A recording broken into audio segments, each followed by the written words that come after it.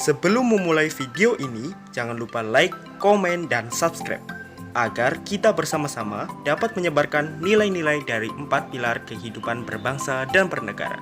Dan jangan lupa subscribe itu gratis. Berhenti beradu, Ayo bersatu, tegakkan langkah maju. ini baru Indonesia. Cerdas cermat, bangkitkan semangat bangsa. Junjung 4 pilar sebagai pedoman berbangsa. Jadilah yang terbaik di cerdas cermat MPR. Halo, apa kabar Indonesia? Assalamualaikum warahmatullahi wabarakatuh. Ya, senang dan bahagia sekali rasanya kami berdua dapat hadir kembali menjumpai Anda tentunya di acara Lomba Cerdas Cermat MPR RI tahun 2015. Dan hari ini akan dipandu oleh saya Arandela Krista dan rekan saya yang cantik Andi Faika. Ya, dan luar biasa sekali hari ini Kak Andi Faika, kabarnya bagaimana? Iya, baik sekali Kak. Alhamdulillah. Iya. Selanjutnya, para peserta di sini sudah bersiap untuk berlomba di mana para peserta di sini adalah 34 provinsi di masing-masing sekolahnya dan akan memperebutkan gelar juara nasional, Kak Dela. Wow, luar biasa sekali. Baiklah, tujuan dari Lomba Cerdas ini juga sangat mulia sekali, Kak Dela. Selain untuk menguji pemahaman generasi kebanggaan masa mengenai 4 pilar, juga untuk memperkokoh tali persahabatan di antara generasi kebanggaan bangsa demi persatuan dan kesatuan bangsa tentunya. Iya, luar biasa sekali dan yang pastinya kita juga ingin memperkenalkan ketiga peserta kita dari ketiga regu.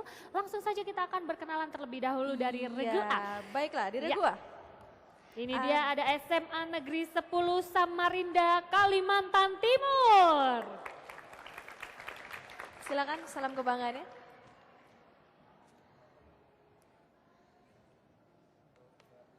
Kaltim, Kaltim, Kaltim, Etam bangga majukan Kaltim untuk membangun Indonesia. Berhentilah menghakimi, mulailah saling melindungi. Ini baru Indonesia. Iya, itu dia dari regu A. Baiklah, selanjutnya kita beralih ke regu B dari SMA Negeri 1 Wonosobo, Provinsi Jawa Tengah.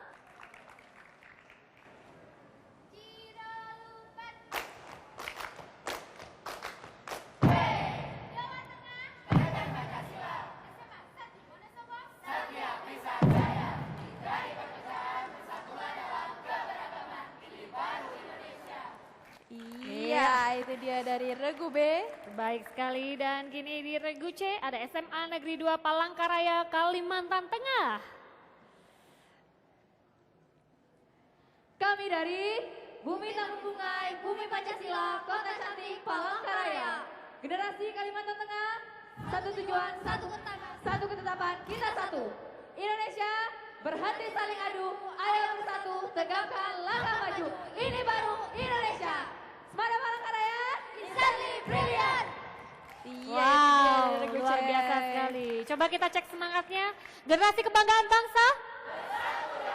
Iya, luar Iya, biasa. semangat sekali Kak. Selain peserta kita di sini Kak, Ya. sudah ada Dewan Juri yang akan memberikan penilaian objektif terhadap para peserta kita. Yang pertama ada Bapak Rambe Kamarul Zaman MSC MM dari fraksi Partai Golkar. Halo, apa kabar Pak? Kabar baik, Mbak Ika sama Mbak Bella. Apa kabar Indonesia? Luar. Terima kasih. Iya. Iya. Terima kasih dan selanjutnya kita akan menyapa Bapak Muhammad Asri Anas dari kelompok DPD. Halo Bapak, apa kabarnya hari ini? Assalamualaikum warahmatullahi wabarakatuh. Mbak Ika, Mbak Dela, kemudian adik-adikku semua. Sukses untuk kalian semua, jadilah anak-anak kebanggaan Indonesia. Makasih. Iya. Selanjutnya tidak lain dan tidak bukan ada ayah kita, Bapak Dr. Andes Edi Siregar MSI selaku Sekretaris Jenderal MPR RI. Halo, apa kabar ayah? Alhamdulillah kabar luar biasa nak. Saya mau menyapa yang di sana. Generasi kebanggaan bangsa. Terima kasih. Iya, luar biasa sekali.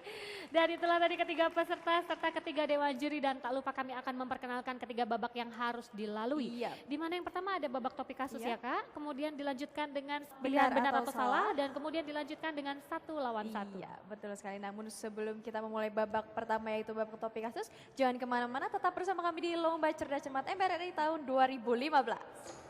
Jadilah yang terbaik di Cerdas Cermat MPR. Jadilah yang terbaik di Cerdas Cermat MPR.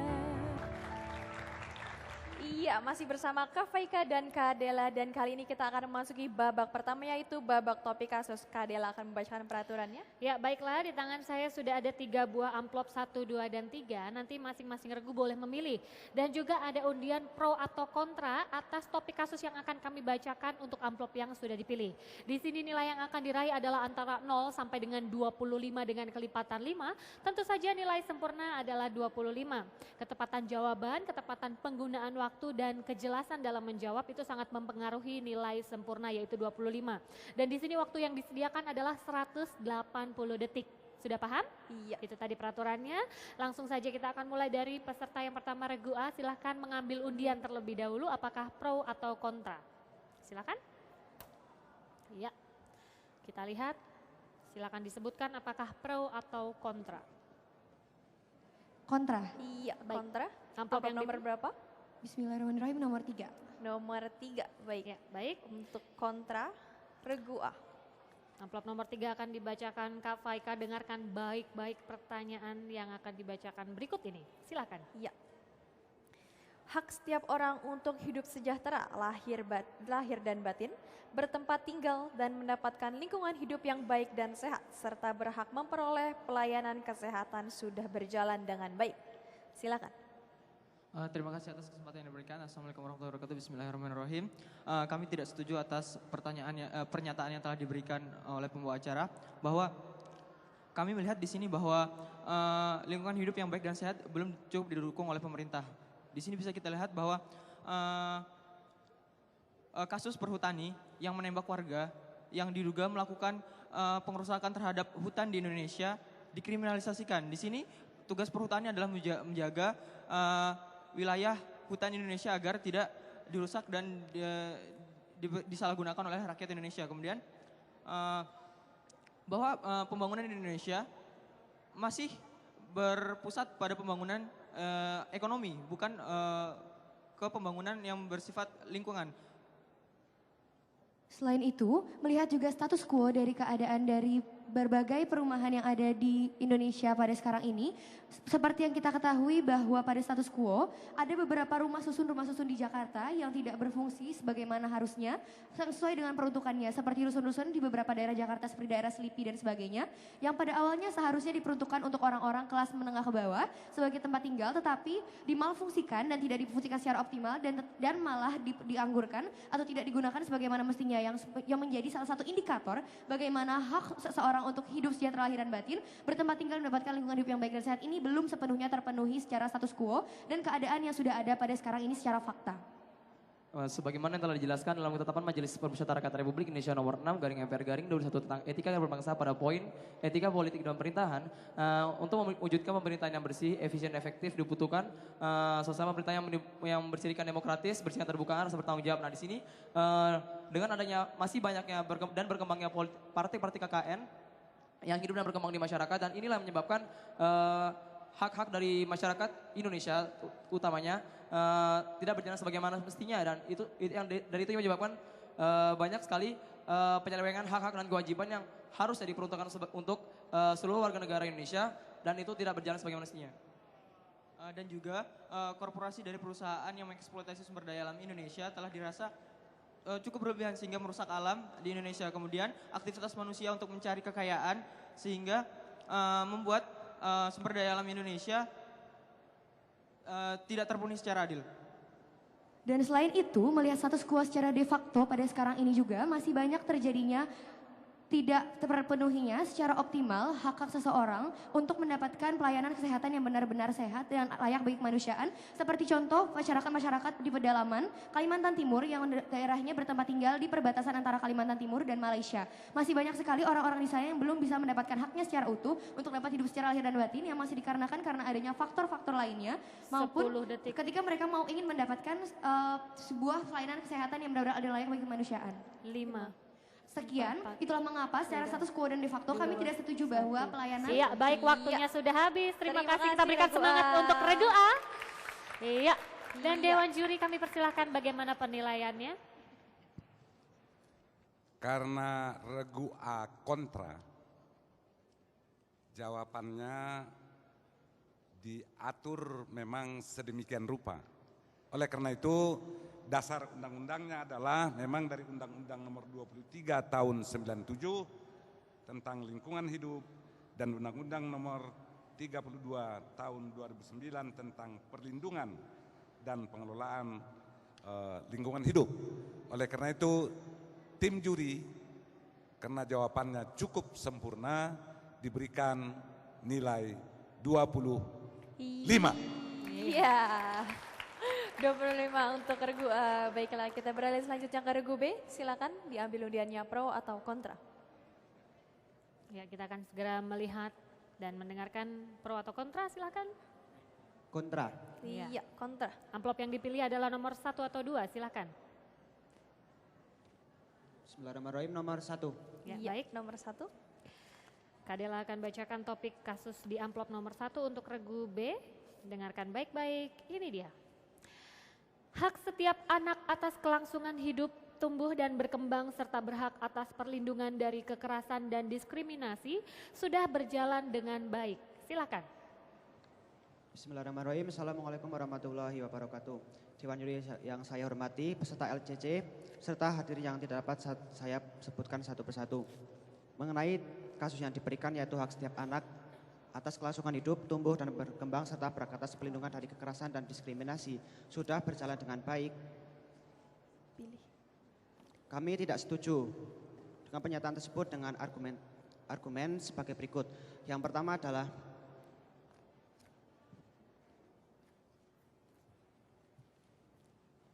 masih banyaknya anak-anak yang terlantar. Anak-anak yang terlantar ini tinggal di pinggir jalan, bus, bawah jembatan, dan lain sebagainya. Kemudian yang kedua adalah anak di bawah umur yang bekerja. Karena di dalam Undang-Undang Nomor 13 Tahun 2003 tentang Ketenagakerjaan disebutkan bahwa pekerjaan untuk seorang anak itu dilarang. Hal ini bertentangan dengan pernyataan yang diberikan. Kemudian yang ketiga adalah adanya eksploitasi komersial seksual terhadap anak. Adalah istilah yang digunakan pelecehan seksual oleh orang dewasa kepada anak serta mendapat imbalan dari pelecehan seks tersebut. Kemudian alasan yang keempat adalah masih banyaknya kasus anak-anak yang berhadapan dengan hukum. Karena di dalam Undang-Undang Nomor 3 tahun 97 tentang pengadilan anak disebutkan bahwa anak yang berhadapan dengan hukum adalah anak nakal, anak yang melakukan tindakan-tindakan yang tidak sesuai dengan peraturan daerah setempatnya. Iya, masih banyak waktu. Silakan temannya boleh dibantu.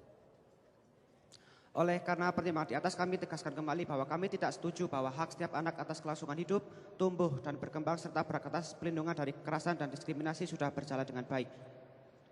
Cukup, terima kasih. Ya, masih banyak Iya, waktu masih banyak tersisa, waktu. tapi Regu B mengatakan cukup. Baik, kita berikan Iya. semangat untuk Regu B. Dan gini, Dewan Juri silakan penilaiannya. Terlalu cepat cukupnya. Masih banyak tadi waktunya ya. Karena kontra, memang dasar hukumnya ini adalah tentang perlindungan anak dalam Undang-Undang Nomor 23 Tahun 2002. Secara khusus lagi bahwa di dalam undang-undang tersebut pemerintah, masyarakat, keluarga dan orang tua berkewajiban dan bertanggung jawab terhadap penyelenggaraan perlindungan anak. Itu dalam pasal 20 Undang-Undang tentang perlindungan anak. Oleh karena itu memang kontra dari undang-undang ini lengkap jawabannya, tetapi ada beberapa hal yang masih kurang sempurna begitu. Oleh karenanya tim memutuskan diberikan nilai 20 untuk Regu B. Iya, terima kasih Dewan Juri dan nilai 20 untuk Regu B. Kali ini Regu C silahkan mengambil terlebih dahulu undiannya apakah pro atau kontra. Ya, sebelum kami membacakan amplop yang ada di tangan Kafai yaitu amplop nomor 2 ya. Ya. Pro. Baiklah, tersisa amplop nomor 2. Pernyataannya. Hak setiap orang untuk bekerja serta mendapat imbalan dan perlakuan yang adil dan layak dalam hubungan kerja sudah berjalan dengan baik. Silakan Regu C. Saya setuju dengan pernyataan bahwa hak setiap orang untuk bekerja serta mendapat imbalan dan perlakuan yang adil dan layak dalam hubungan kerja sudah berjalan baik. Karena yang poin pertama adalah ini sudah dijamin dalam Undang-Undang Nomor 13 Tahun 2003 tentang Ketenagakerjaan, khususnya dalam bab 10 tentang perlindungan, pengupahan dan kesejahteraan, di mana ini adalah jaminan bagi para tenaga kerja Indonesia. Adanya undang-undang ini mampu mengikat, khususnya bagi karyawan dan pengusaha, sehingga mampu menjamin terrealisasikannya hak bagi tenaga kerja Indonesia. Kemudian poin kedua, adanya penghilangan status pegawai kontrak, di mana yang seperti kita tahu adanya sistem kontrak ini hanyalah akan menjadikan tawar posisi kerja dan melemahkan posisi buruh, karena tidak adanya kepastian upah, tidak adanya kepastian kerja, jaminan keselamatan maupun kesehatan, kemudian tunjangan-tunjangan kesejahteraan lainnya, dan tidak adanya jaminan adanya pesangon saat mereka di PHK. Tentunya dengan penghilangan ini akan memberikan manfaat dalam hal perealisasian hak tersebut. Kemudian yang ketiga, ini juga memberikan peluang bagi tenaga honorer yang sudah lama bekerja untuk diangkat sebagai pegawai negeri sipil. Seperti yang kita tahu contohnya pada yang dilakukan oleh Kementerian dari Pendayagunaan Aparatur Negara dan Reformasi Birokrasi, di mana ia membuka lapangan untuk pengangkatan pegawai negeri sipil bagi tenaga honorer yang sudah lama, khususnya kategori 2 dengan skema tes tertulis. Nah, ini contoh bahwa adanya terbukanya kesempatan yang luas bagi tenaga honorer untuk mendapatkan kepastian kerja dengan imbalan dan perlakuan yang layak dalam pekerjaan. Kemudian sudah adanya kewajiban untuk memberikan jaminan sosial bagi pegawai atau maksud saya tenaga kerja oleh pengusaha dengan berasaskan usaha bersama, kekeluargaan dan juga gotong royong. Adanya kewajiban ini pun menjadi salah satu yang membuat terrealisasikannya hak warga negara, di mana ini adalah berguna dalam hal meningkatkan kesejahteraan para tenaga kerja di Indonesia dan juga untuk pemeliharaan dan pemberdayaan tenaga kerja di Indonesia. Maka dari itu otomatis mereka akan mendapatkan perlakuan yang adil dan mendapatkan imbalan yang setimpal. Dan yang terakhir, ini juga sudah ada keputusan Mahkamah Agung yang memberikan kepastian akan ada hukum penjara selama 1 tahun dan denda sebanyak 100 juta bagi pengusaha yang memberi upah bagi tenaga kerja mereka di bawah upah minimal regional. Tentunya dengan ini akan memberikan pencegahan sekaligus efek jerah bagi siapapun yang berani melanggar hak tenaga kerja Indonesia, khususnya hak untuk bekerja serta memperoleh imbalan dan perlakuan yang adil dan layak dalam hubungan kerja. Maka dari itu saya setuju dengan pernyataan tersebut. Terima kasih. Iya, baik, masih ada 18 detik dan Regu C sudah mengucapkan terima kasih. Baik, Dewan Juri kini penilaian untuk Regu C, silahkan. Iya, dasarnya tadi adalah Undang-Undang Nomor 13 Tahun 2003 tentang Ketenagakerjaan. Itu yang memberikan jaminan untuk para pekerja. Oleh karena itu pendapatnya ini dari Kalimantan Tengah, Palangkaraya, saya kira dengan rasa bangga kami memberikan nilai sempurna penuh 25. Iya, baiklah. Regu C mendapatkan nilai 25 yaitu sempurna. Baiklah, kita bacakan hasil perolehan nilai saat ini yaitu Regu A mendapatkan 75 poin. Iya. Dan di Regu B mendapatkan tambahan 20 menjadi 70. Iya, dan Regu C mendapatkan nilai 75. Ya, dan tentu saja kami akan melanjutkan babak yang kedua yaitu pilihan benar atau salah. Namun jangan beranjak dari depan layar kaca Anda, kami akan kembali. Jadilah yang terbaik di Cerdas Cermat MPR. Kami anak-anak